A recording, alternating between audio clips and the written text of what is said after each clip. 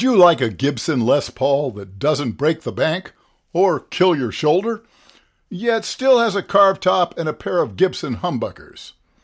Well, it sounded interesting to me, so this week I'm taking a look at the Gibson Les Paul Modern Lite.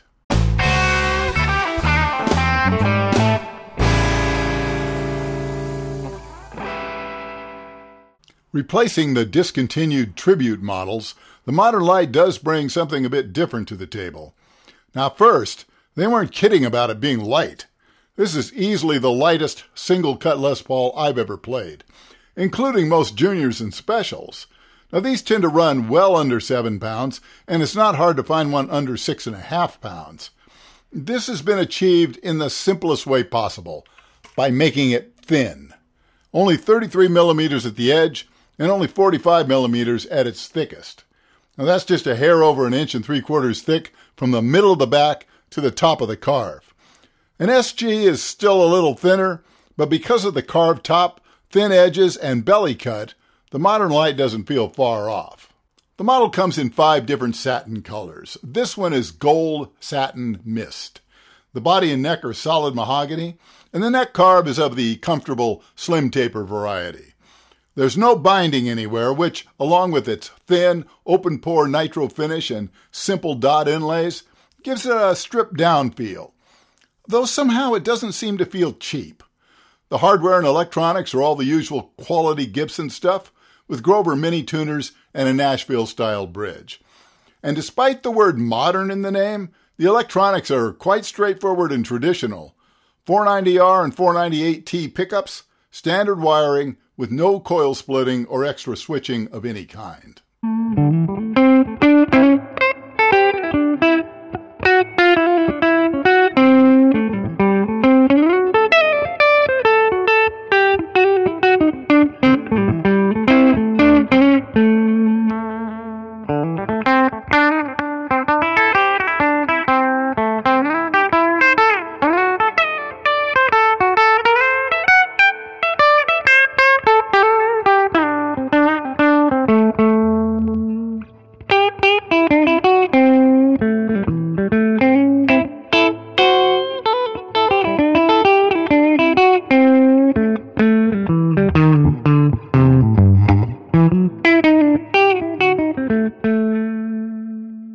At $1,499 US, this is currently the least expensive new Gibson.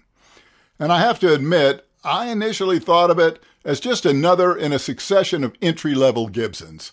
You know, designed for those who want something with the famous logo, but either can't afford or justify something like a Les Paul Standard. And on one level, it is that.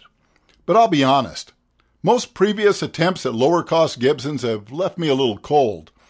A few years back, I looked at some entry-level Gibsons that really looked and felt rushed. Some even had spots where the finish or sanding missed and other sloppy QC issues. But after having this around and playing it for a week or so, well, I can honestly say this one is built and finished pretty well. Now, the extra light weight and belly carve, along with some pretty stout tones, have convinced me this could be a pretty good stage guitar. Definitely suitable for a working player who wants to play a USA Les Paul that can be strapped on for hours without discomfort. And because it's not terribly expensive for a Gibson Les Paul, you also may not feel the need to be too precious with it.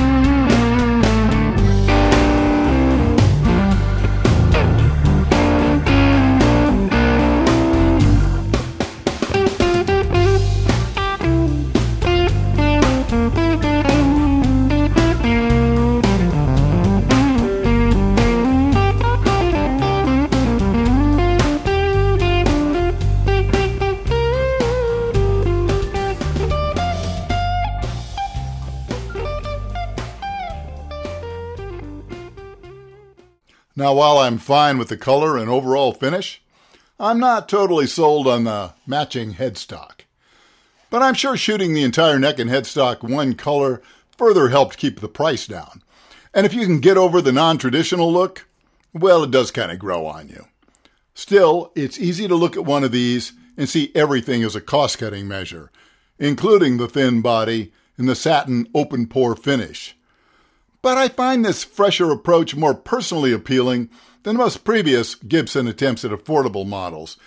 Now, maybe it's just me, but what I see is a guitar designed from the ground up to be a lower-cost, practical, functional, no-frills instrument, with the clear benefit of very lightweight, a feature that should appeal to players doing 3- and 4-set gigs and not just those seeking an entry-level Gibson.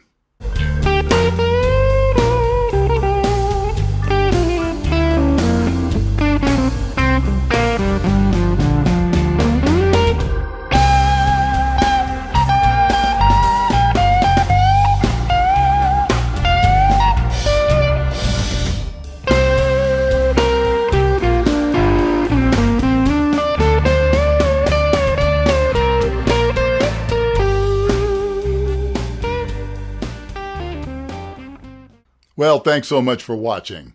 Now don't forget to like this video, subscribe if you haven't yet, and I will see you again very soon.